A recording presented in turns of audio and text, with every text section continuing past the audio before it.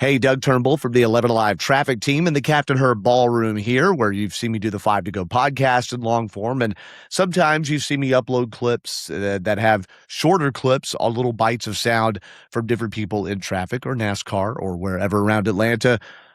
Well, I have something special.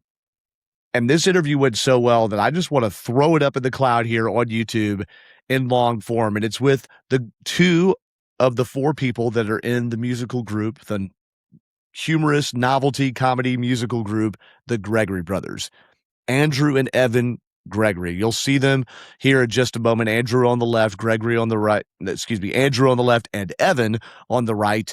And they talked to me from their studio in New York City about why they were inspired to write what has become a viral 1-minute video or so song about the 71 Peachtree streets in Atlanta, 71 or so anyway. We're still figuring that out.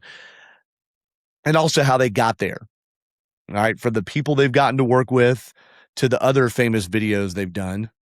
I recognize the Corn song, but it's all right here. So I want to present that to you almost in its entirety. There's really only one little chit-chat section we cut out, but I kind of just left it all there because I just want to throw this out here. It turned into an interview where they started interviewing me about a third of the way through it, and that was a lot of fun as a traffic guy talking to 2 people who became Atlanta outsiders, then fascinated with the ridiculousness and the quirks of Atlanta traffic. So I present to you Andrew and Evan Gregory, who along with their brother Michael and Evan's wife Sarah make up the Gregory Brothers. Enjoy.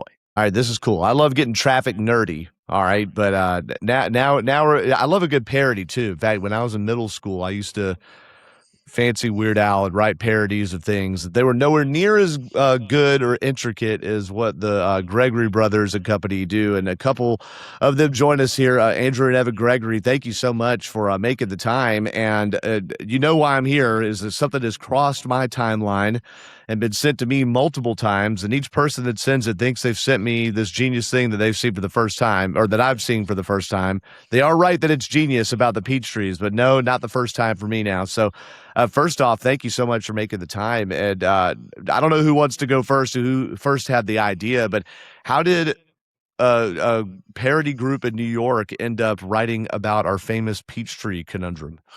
Well, we'll tell you, it started here in New York, where real close to our studio here, we noticed a real problem with streets just across the bridge here in Queens. There are 7 different streets named 60th something. 60th Road, 60th Place, and they all intersect. It's the insane, dumbest little tornado streets over there. So we made a song about it, and it was somewhat popular here in New York. And lo and behold, we saw who is flying into the comments more than anyone else but the Atlantans coming to say, please, if you think this is bad, please take a look at the Peachtrees. Look at what is going on with the Peachtrees down here. And after looking at the practical whirlpool of 60th Street, 60th Drive, 60th Circle in this little neighborhood in Queens, we kind of thought whatever, it can't be that bad. What could be as bad as this? There's nothing. The people in Atlanta are just playing this up.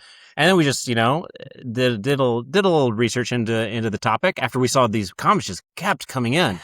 And I mean, we should lean on your expertise here, Doug, but in our reading and our research, there's 71 Peachtree streets and boulevards and avenues, and immediately we were kind of like, all right, this is a problem. This is the sequel. We're gonna do this.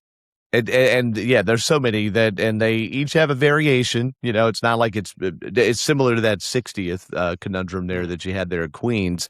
But as you did a little bit of research, I would you found that this is maybe even crazier just because there's so many and you had so many comments about it. So I know you've been south before, been around Atlanta, but it really was because of social media and the response to the Queen song that you landed here. So then how does it become a song? Is there a song that it's based on? And I'm sorry if I don't know which one it was. And then what kind of research did you have to do? I mean, was there, a Google Maps session? I mean, I would think to be able to nail it the way you did, that's more than just riffing, Oh, thanks. Hey, listen, that means a lot coming from a cartography expert such as yourself.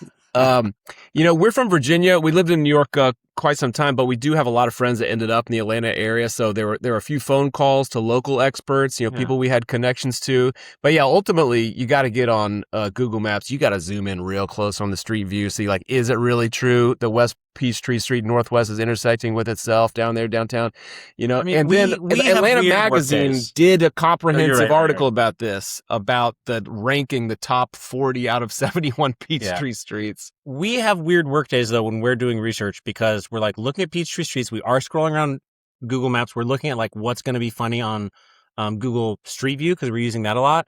But I believe Michael and I spent an entire day trying to write in that, like, I'll meet you at the KFC Pizza Hut Taco Bell combination on Peachtree Avenue, and like 6 hours of research later and being like, why aren't there any of these in Atlanta? I've learned now that Yum Brands has abandoned that model, because people think that if all three of those restaurants are together, none of them are good. Wow. And it was like, that's kind of like a funny joke from 2011. And we realized, like, oh, that's a dated joke. We got to go with something else. And, it's fortunate that we found out, that historically, the founding fathers actually put in the Atlanta Charter that there needed to be 71 Peachtree streets. So we were just able to slip that right in. Why did the founding fathers do that, Doug? Why did the founding fathers put that in the Can you enlighten us? Charter? Why is Atlanta stricken with so many peach trees? I mean, I hope your viewers go and watch the video. We found some archival footage of them signing the charter, actually. This is news. I mean, I've seen the video. I didn't even know that was a thing. Honestly, I've not heard that before. So this shows that I need to pay more attention to my own city. So is this real? Is there really a charter that says there has to be? I mean, I doubt there's one that has to say 71. Is there anything that? We made it up. I was like, there's no way that's true. But there's so many. It feels like they must have. That's where we wanted to talk about the KFC, Taco Bell, Pizza Hut, and instead we kind of said, let's zoom out. What's more? Honestly, we went back. I mean, you asked, where is this song from? Yeah, the 60th Road song from Queens was kind of from scratch, and this one, because of the sequel, we said we're going to use the same music. And we kind of went back and listened to that when we kind of got stuck on that one idea that didn't work out. And we kind of, I think in the other one, there's kind of this zoomed out perspective in the second verse that kind of like, and so we just kind of said, let's go back to the drawing board and like, what's a funny thing to say about Atlanta at large? So we put together this idea that, long ago on a hilltop, the founding fathers decreed Atlanta shall have 71 Peachtree streets. I remember that being that. See, I haven't watched it but a time or two. Okay, now I remember. Well, listen, it comes from a place of genuine curiosity. It comes because for there to be this many streets named Peachtree, something demented happened in the history of Atlanta. What happened, Doug? What happened? I don't know. I do think that there was. Okay, so I've heard one thing. That this is not. This would need to be researched. One thing that I've heard kicked around before is that there actually were trees that the sap was used to make pitch, like pitch you'd put on a roof or something. Mm-hmm. And those at some point in time were called pitch trees. And then they were like, well, that doesn't sound, it's more appetizing to have peach trees. And then everything just built around Peachtree, and it just kind of built on itself, I mean, it's like how New York became the Big Apple, right? Like, it's just one of those things where someone had a marketing idea and it built on it. We don't have 71 Apple streets, Doug. Well, listen, whether it's Peachtree or Peachtree, you're still gonna have the same problem if there's that many. Listen. I don't want to put you in the hot seat here. Yeah, you're not, man. It's good. It's all recorded, so in a hot can seat of Peach Cobbler here. But let me just ask you, as one of the most powerful traffic entities in the greater Atlanta metro area, how much power do you have to either increase or decrease the number of streets named Peachtree?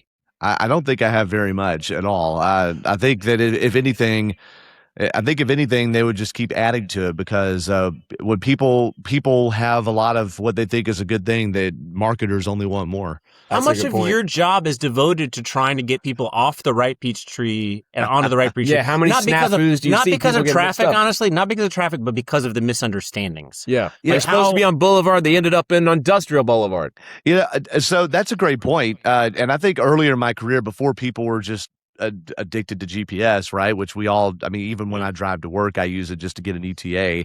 I think it was different. When I started. I literally done this 22 years, so it's it was different back then. There were probably more mix-ups. But what I hear now is actually more confusion about where police and first responders go, because we listen to the police scanners. So you don't hear so much about driver being lost, although that happens. You hear more about first responders ending up on, and it's true with any way these cities do their streets. Oh, is it something northeast or southwest, depending on which side of the road? This is a matter of life and death. Yeah, it's all fun and games until you're having a heart attack on Peachtree Boulevard and they go to Peachtree Industrial Boulevard. Exactly, which they changed the name of like about 10 years ago, but it never really caught on until the last few years. And so even I saw some evidence of that. It's renamed in some places. The name's still hanging on signs some places. That's interesting because we had some comments saying that Peachtree Industrial Boulevard didn't exist anymore, but the signs are still up, or at least they are on Google Street View.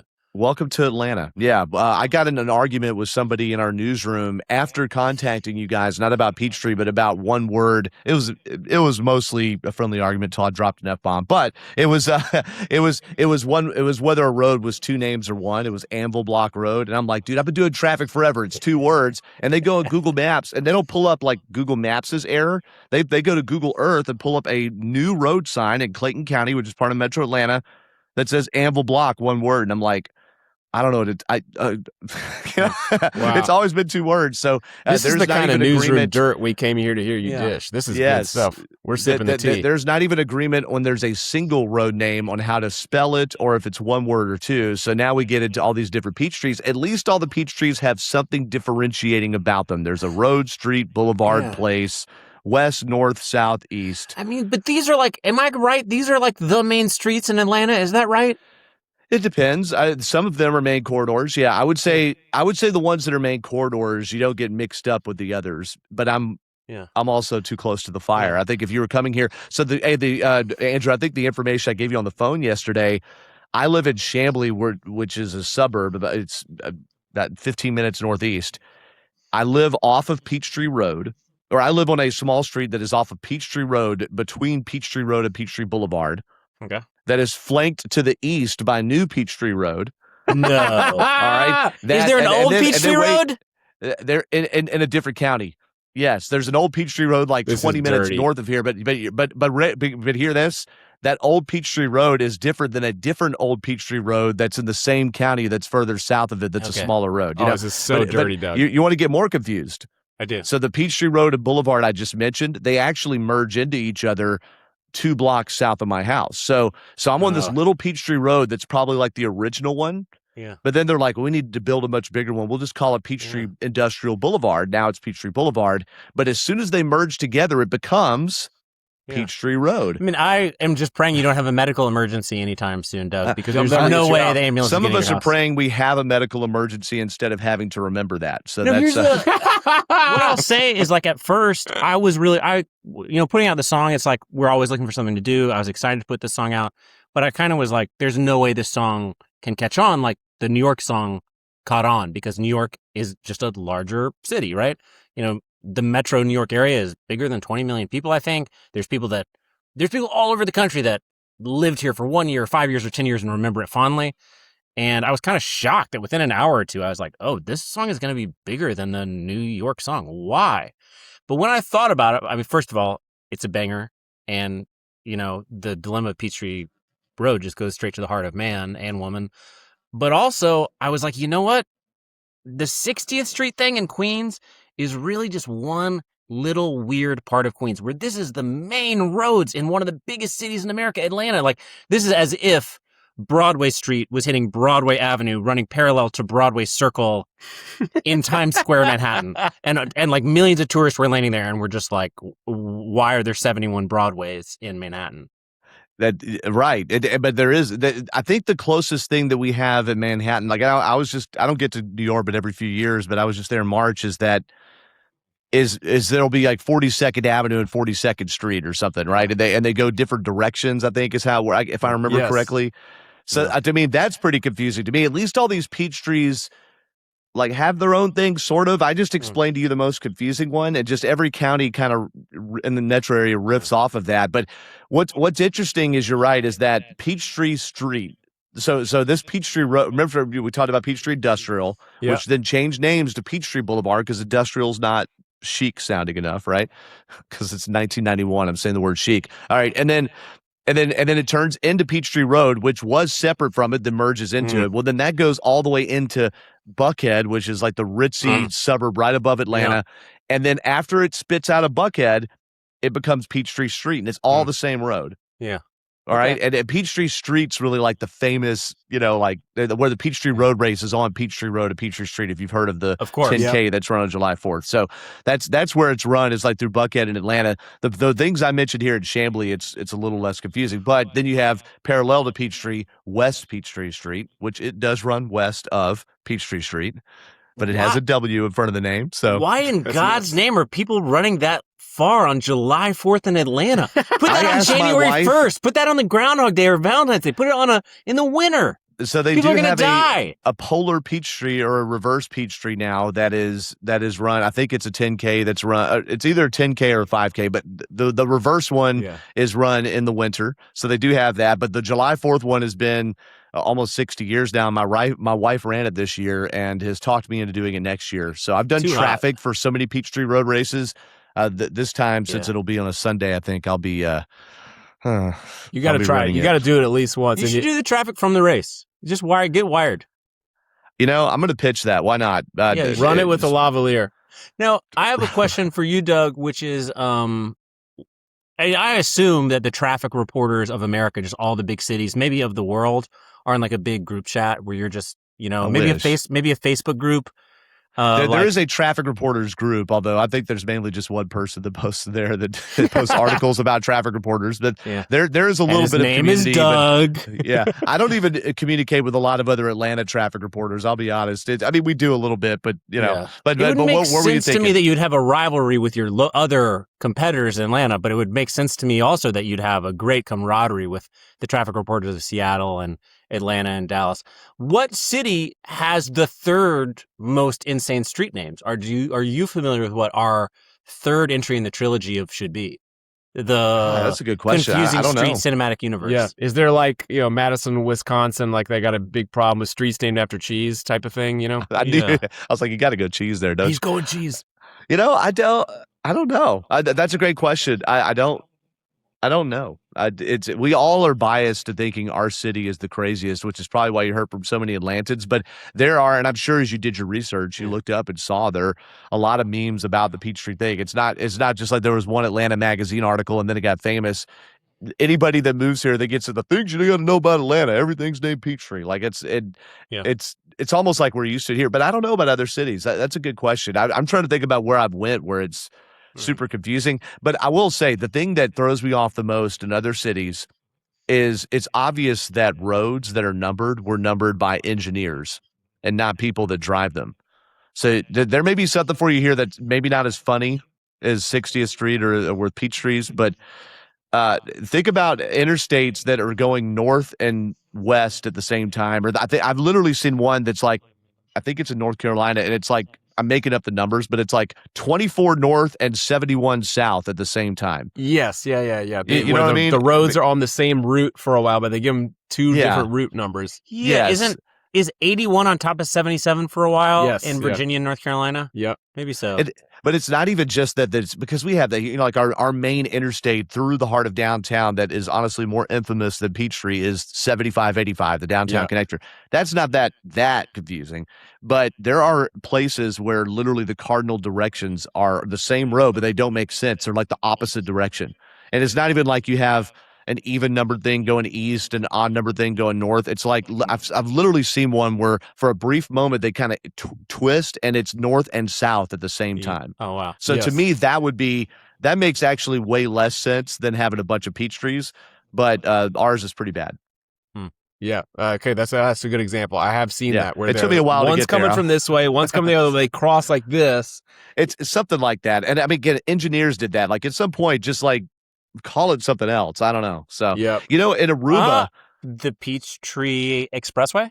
Could be called the Peachtree Express. Peachtree What about Expressway, Peachtree right there. Interstate? Yeah. We didn't get that one yet. You even got the neighborhoods, the Peachtree Corners, Peachtree Center. We didn't even get into that. Do you know what the Peachtree Interstate, the Peachtree Expressway gives you the opportunity to name another road? Peachtree Frontage Road. You got Peachtree Frontage. Just going right onto Access Road. Peachtree Access Road. Peachtree right on the Access. Peachtree Great Expressway. name. Wow. Yeah. Oh, well, I do have one street question for you. This is something maybe you might have a little local history on. Please. What's the deal with Peachtree Battle? That's the weirdest one to me in the whole list. Where's So that I from? think, I'm ashamed to not just spit out the answer, but I'm sure that's a Civil War thing. Yeah, it's I'm not just like a sure food that's, fight. I mean, Atlanta got burned to the ground by Sherman. I'm sure there was a Peachtree battle. I don't know anything about the history of that. But isn't that funny that like, and forget, I mean, it's the South. Y'all from Virginia. I don't need to say the obvious part, okay? Like, but isn't it fun? Like, imagine I bought this really nice, and y'all know enough. You perked up when I said Buckhead. It's nice, right? I bought this really nice 3-story house with an 8-car garage in the Peachtree Battle neighborhood, but low crime. It's it's like, yeah, that's and we could get into road names in general. Like, I mean, just I mean, look, in Gwinnett County, the county that's basically 1 or 2 counties north of where Yeah, most all this goes down, right? There's Beaver Ruin Road, and just that the jokes write themselves. that's a good one. But yeah, that's it is fascinating, and it's cool actually to see the reaction that you all have, both having some Southern roots, but not being from the city and just being overly obsessed with our cities, like a lot of us millennials are. Yeah. We're so obsessed with identity. So, I think the just craziness around the Peachtree Streets is just a badge of honor, man. So it's just like a cool thing about living in Atlanta, yeah, it is, and our terrible traffic is a badge of honor too. So this is why I love being a traffic reporter, because it doesn't, like, there's all this, I said this to a group of students yesterday. There's there's the liberal media, the conservative media, there's all this distrust in giant organizations and things like that. But traffic's the unity ticket. It doesn't matter your demographic or your way of life. Everybody hates sitting in traffic, and most of the time it's not serious. Most of the time you're not dealing with fatalities and stuff. So you can have fun just like you guys did. And that's why I was like, I got to reach out. I know my station will go for this. I'm going to do this anyway, even if the station doesn't want me to do it, because it is exactly what we should be doing on the news, in my opinion. So, and now, Fabulous. I'm sorry I didn't, and I'm gonna apologize. I didn't know that you pilloried the Nashville Super Speedway pastor's prayer, which I watched that when it happened, and I'm a Christ follower. I actually was mad that he did that. It was funny, but I'm like, oh my God, you're drawing too much attention to yourself in a solemn moment. But okay, Yeah. it's sort of like murdering the national anthem. Like, I don't know, but I didn't know y'all had that, so I watched that yesterday. Didn't know you did the corn song, and I didn't know that you parodied the news. All right, so where you guys are good musicians, obviously. At what point did you realize funny is my lane, and pun intended? Oh man, what a nice question, Doug. I mean, I think it kind of started with, like, we've been musicians for a long time and played with a lot of different bands, and then we put together our own outfit here, and it's just that was the thing that clicked for us, for all the different types of music we played, straight and otherwise. It's like this was the project that really resonated with people when, years ago we first set footage from the news and current events to music and started remixing, creating songs out of that, snipping it up, putting it back together. And people really got into it. We were able to craft catchy melodies out of that, like distill it into funny ideas. And once that started clicking with people, we were like, that's really something here. So we just invested more in it, and it's been something we've been doing for years. So kind of the lane pulled us in. It sort of showed us, oh, this is where you ought to go, I mean, we were started working together, making music probably 2005 or 2006, and our first videos really took off in like 2008, 2009. But I will say, even when we were going on tour and playing music out before those videos took off, our like songs were more like quote unquote normal songs, but there was an element of humor to a lot of them. So I think it's just like, I don't know, we're 3 brothers, and we also work with Evan's wife, Sarah. It's like, we grew up steeped in just kind of like the normal comedy that people growing up in the 80s and 90s would watch. The SNL movies, the old Marx Brothers movies. I don't know. It's just like being on tour together. It's like, it was fun to play shows, but it was also funny just to make each other laugh in the van. And we had an element of humor in a lot of our songs. And I think what we have learned in a lot of these videos, from the old ones we're doing that are remixes of news videos to the new ones like Peachtree Road, that's just like a song we're writing front to back, is like, if we can make each other laugh, other people are going to think this is funny. So we're just trying to make each other laugh in a room, and If we can do that, we're gonna make other people laugh too. And really these days especially, it just seems like we need to laugh, like sometimes we just need to take a load off and stop being so serious. So y'all been making music about 20 years or so together, and is this, and part of my not knowing, I mean, you have a ton of streams, shares, all the different superlatives. Is this actually how you make your living? Are you able, because there's so many creatives that they're people that have like burst of popularity and it's really ephemeral, but I mean, are you able to, are you still touring? I don't know, I mean, how can people interact with you? Is this or is this just a fun project you get to do on the side? We went on a couple tours in like the early 2010s, and honestly what we found is like, this is really fun, we can make a little money doing this, but our real audience is on YouTube. We have a lot of followers on YouTube. Now that's crossed over a little bit to Instagram and more to TikTok. But it's like, if we go on tour for 3 months, it's really hard for us to be making videos. We're not, if you go to our YouTube channel and check it out, it's like, our videos aren't like a video where we're just like, oh, I sat down on the piano and played a song, and like, more power to people that can make that work on their YouTube channels. But we kind of couldn't do that on the road. We need to like be in our studio for 2 or 3 weeks working on a video with like editing bays and our recording setup that you're looking at right now. And so we kind of made this, and also like, we're older now. We have families, we have kids. We have wives and girlfriends, and we also just like being at home.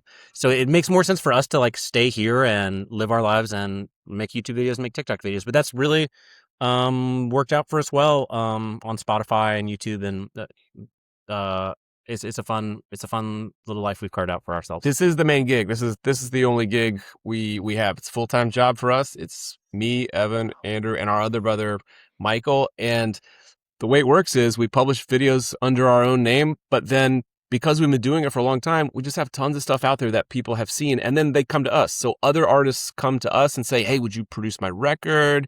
And we'll work with them. And then, we make some business arrangement with them. Then a brand will come in and say like, oh, I saw your funny video. Can you help us? We want our campaign to feel that way. Oh, we'll pay you to direct the commercial. Yeah. So we have like a lot of things that we're in fingers in with our fingers in. As long as we keep making stuff that we enjoy and that makes us laugh, then eventually people see it and more work comes our way. A fun corner of our career is that kind of a format we helped create or created is taking a news interview and turning it into a song. And that's kind of become a mark of whether an interview went viral or not. If your interview went viral, it's going to get turned into a song, either by us or someone that is, let's say, doing an homage to our videos.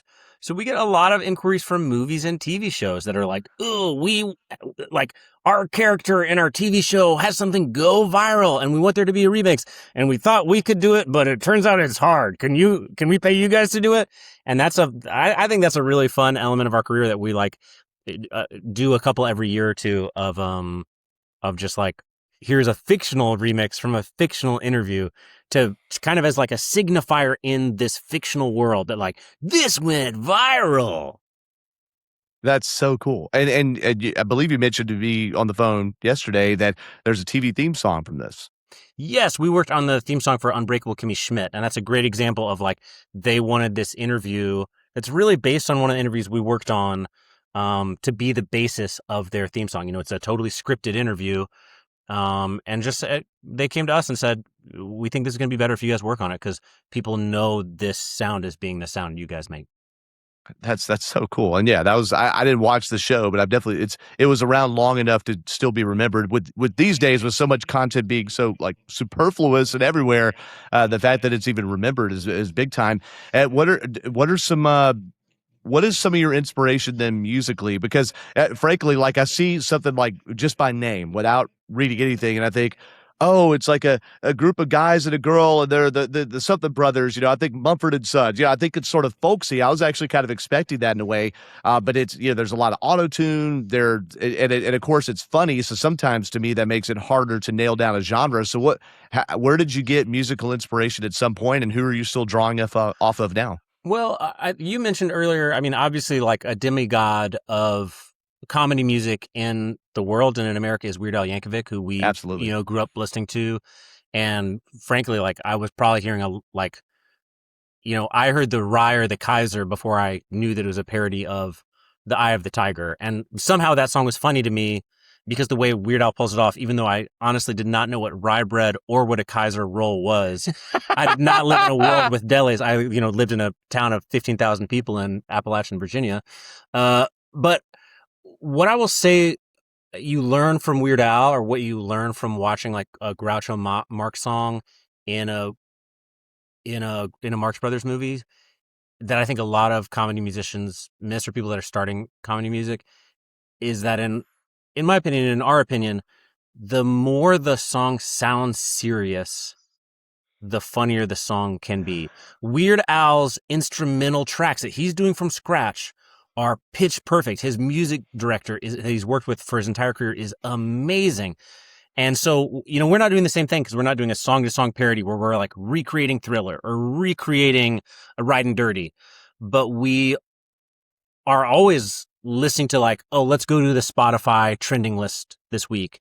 And last year we would have made a song that sounded like Lil Nas X. But right now we should be listening to Espresso by Sabrina Carpenter, which is probably now outdated.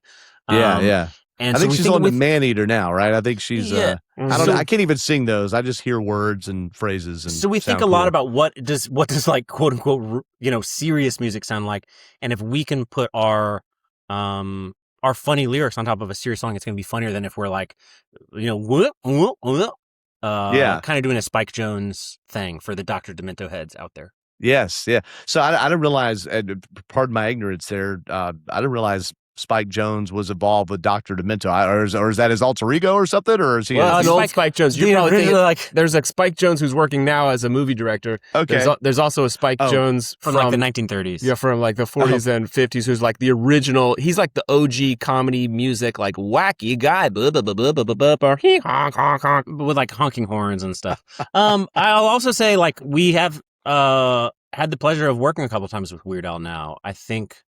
Is it 4 times now we made a video with Weird Al, or 3? Yeah. Well, 3 times we published a video with him where we, how to sum this up, we made a song out of the presidential debate from the presidential campaign, and we put Weird Al in as the fictional moderator. So we took real footage from the debates. Yeah. Oh, I've got to watch this. And where we turned it into a song as if they were filming a music video together and the 2 presidential candidates are singing.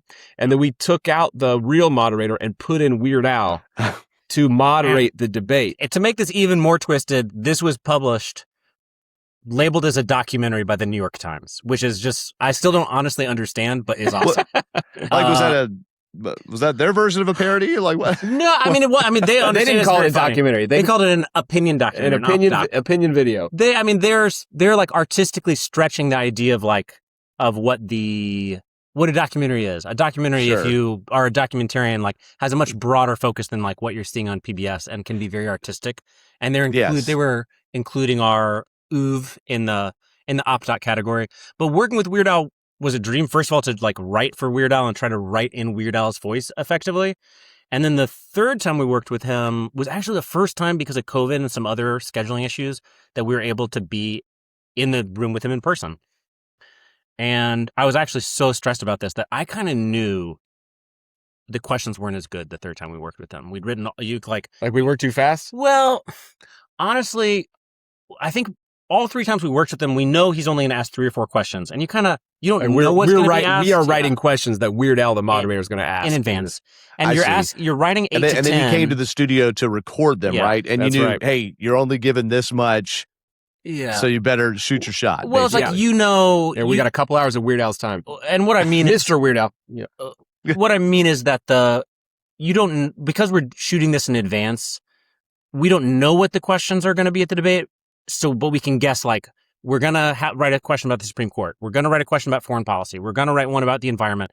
And whatever they kind of focus on in the debate and becomes a news item, we'll pull those and use those 3 or 4, and the other 4 will get cut. And honestly, I think the biggest problem was we'd written really good ones for the first 2. So it's like, if you've already, like, what was the one about frenemies? We have so many... what's the one from 2016? We have so many enemies overseas. How could we turn them into frenemies? Yes. And that's like kind of like so good. Is like, how do you top that? How do you do better than that? What you mean on the same topic? Yeah, because you want to basically ask the same question, but it's like, well, we can't do the same thing, and the things we're coming up with just aren't as good. So I was very stressed going into this session with Weird Al because, like, even though we'd worked on it for years or for weeks, we'd honestly, I think, worked harder than we had the other years.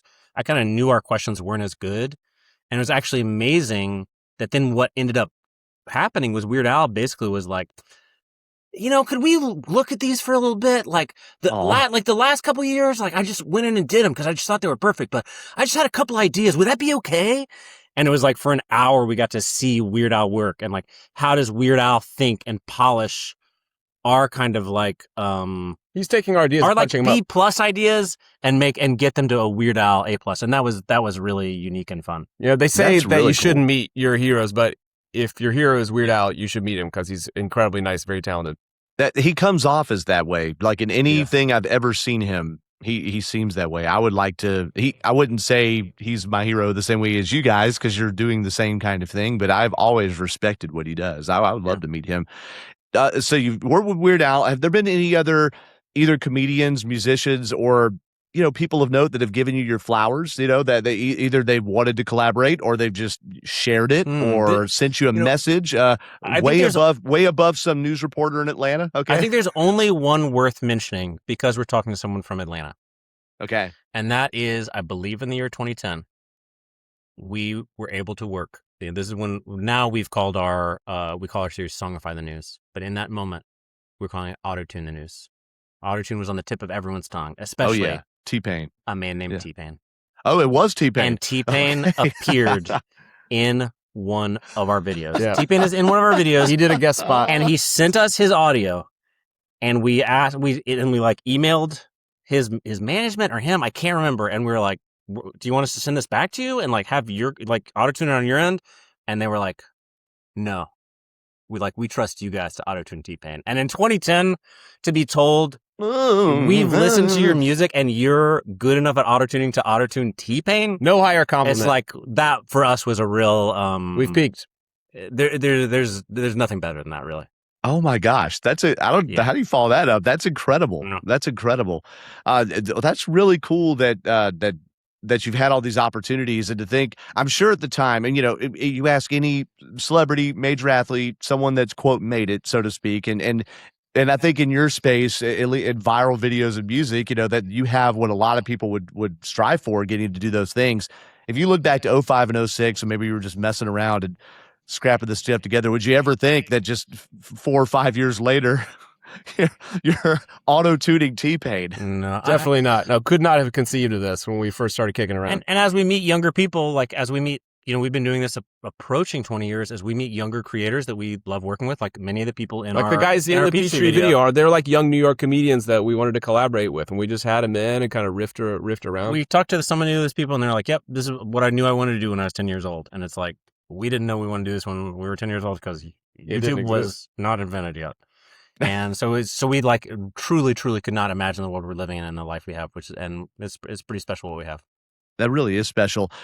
So my co-anchor on 11 Live, Rachel, she's normally in the studio, and then I'm usually out in the field. That's kind of how we do this. And then I'm doing stories like this where she's doing the X's and O's and traffic, and then I join her in some of those. That's sort of complicated. But whenever we have, like we're about to have this weekend, our bypass, I-285, has very famously been completely shut down in both directions, and will be dozens more times over the next 3 years to completely redo the concrete on 1/3 of it.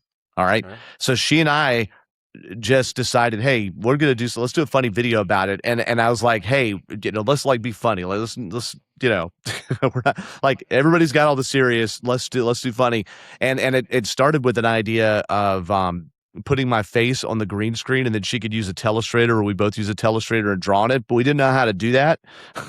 And we didn't want to involve too many people because, we're just like screwing around with an idea at work, right? You're not really like, and so it ended up with, how do we draw my face like it's I-285 and show where it's shut down? And I was like, but be able to have it, you could add stuff to it and remove it. And we got the idea of, and we landed on the idea of shaving cream.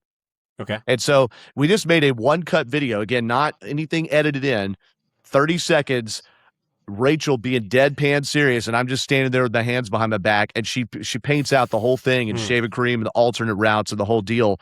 And that's probably as viral as anything I've ever been a part of. That was a couple months ago. But to your point about when you try too hard and all that, we did another one using chalk and me laying on the ground. And again, it was dead serious. And I sort of play the pan where the only thing I say at the end is what she said, and that's kind of the, but we made those two and people were like going crazy about all this stuff, especially people we knew. And then we've tried to follow it up and be just like either a new idea, a little bit fancier, or to your point with that third time working with Weird Al, right? It just, the algorithm doesn't, it's like, and it just didn't go. It's popular for a moment, but it doesn't stick like the others did. As you're trying to, as one of your income sources is the algorithm and it's these different social media. I know that was a long lead in, but how frustrating is it to figure it out, or do you think the buttons to push? And I'm not saying give away all your secrets, or does it seem like it's random? Like, you seem a little surprised how much this Atlanta thing hit off. So does it seem random to you, or have you figured out what to do when and what visuals to use to kind of hit the buttons? I both can be frustrated at the algorithm and really think that the smartest way to think about it is like a spaghetti at the wall method, which is just like, well, you made this video, make 3 reels out of it and post all 3, and like the one you thought wouldn't go out is the one that blows up, and the one that you didn't think would go out doesn't blow up. So it doesn't penalize you for doing 3 of a similar thing. I don't know, but I honestly think the other productive way to think about it is like, sure, the algorithm can suck, but it's also just what is your audience interested in? And it's like our audience was interested in 60th Street, so we were like, oh, let's make another street video. If a video gets crushed by the algorithm, yeah, sometimes it can feel unfair, but also sometimes you're just like, I went too far outside of my lane, or this just wasn't as funny. And it's kind of more productive for us creatively to just say like, well, let's move on to the next thing. Our audience didn't enjoy this. We definitely try to use the best practices and, try to hook people in the first couple seconds and all that type of stuff. And yet at the end of the day, you do have to play like a numbers game. Like if we make 100 things in a year, 90 of them are going to flop, and if 5 of them are going to be hits, and then like between 0 and 5 of them are going to be big hits, and that's how the whole year works. Wow. Not everything is going to be like a bigger and bigger plateau. It's like just like, can each peak reach up to where you do? So you just got to relax a little bit. Like if you have some flops, well, you're just playing the game. That's so interesting. Okay, that actually makes me feel like 10% better. So. My recommendation to you, though, Doug, is that next time you do your 285 overpass thing, is it Rachel? Yes, Rachel, yeah. I recommend that Rachel shaves, instead of putting shaving cream on, I just think she should shave the back of your head to look like 285. I think that's what your audience is looking for. They are relating shaving to the road, and the other things did not involve shaving, but they want more extreme shaving. It could be the back of your head. It could be your back. I haven't seen your back, but you could... It's rough, but the thing is the color's not dark enough. It's it's like you wouldn't be able to cut a circle in this forest back here. It's too it's too weedy. Yeah, it's a thicket. Well, listen, we should have another meeting where we pitch more ideas. I think there's a lot of ways, especially you're talking about a multi-year project here. It is. You could be milking this, but the thing is, it's like you're doing it in a funny way, but it's also real information that Atlantans relate to, right? Like that's why it hooked people. They're like, I do actually care about where this is, and I'm going to watch this guy get shaved. What if there was like, imagine, I'll just take New York pizza as the example from our home geography. Like take a regional a cuisine that you have. Like imagine if we were mapping 285 on a New York pizza with pepperonis or something, and then every time they fix a spot, you ate that slice, or something like that. You could be progressively working through it. That's going to hook people. Think of something that's Atlanta themed, where you could graphically represent the progress here. I like what you guys are doing. And meanwhile, please let us know, Doug, if you or Rachel or any of your colleagues in the Facebook group, I would encourage you to make a post on our behalf. Have an idea for our next city we should touch on. Quebec City, Mexico City, Paris, Rome, Italy, Rome, Texas. Is there a Rome, Texas? Rome, New York? Rome, Georgia. Yeah, please let us know. I was just there this weekend. I think it's time for us to complete the trilogy. Listen. So, by the way, Mexico City famously has horrible traffic. Just as you mentioned those, I don't know about Quebec City or Montreal, but Mexico City. Famously has horrible traffic, so there may be a vein there. So I was actually so I want you to explain this. We can end on this note to make sure people know how to interact. Well, the name of your YouTube channel is it Shmoyo? I haven't seen the end card, so to speak, so I'm not sure. Where's the name from, and what are the different ways people can follow your hilarious stuff? You can find us online at Gregory Brothers on Instagram and TikTok, but we also operate a YouTube channel with about 3 million subscribers on there called Shmoyoho, SCHMOYOHO. And everyone asks us what it means. It's just a reflection of your dreams. Yeah, nobody knows. The real answer is our little brother Michael made up that word when he was a little kid, and we just stuck with it. You know, it's been a huge problem for years, but we just can't quit it. Okay, so Shmoyoho. Shmoyoho. Shmoyoho. Excuse me about that. Yeah, okay. Yeah, accent on the yo. And that's what it is on all the social media platforms, or? Yep, that's right. You can find us both places, Shmoyoho or Gregory Brothers. Okay, got it. I got it with all those. So that's fascinating to know. Well, people definitely need to interact with that because I'll be looking up these and laughing more as I find some more time in the week. So appreciate you guys here and everybody that's watching this. And again, Andrew and Evan Gregory, a half of the Gregory Brothers, who also is a Gregory sister-in-law and wife. And we appreciate you guys. And thank you for putting Atlanta literally on the map. Wow. Thanks, Doug. Thanks, Appreciate Doug. it.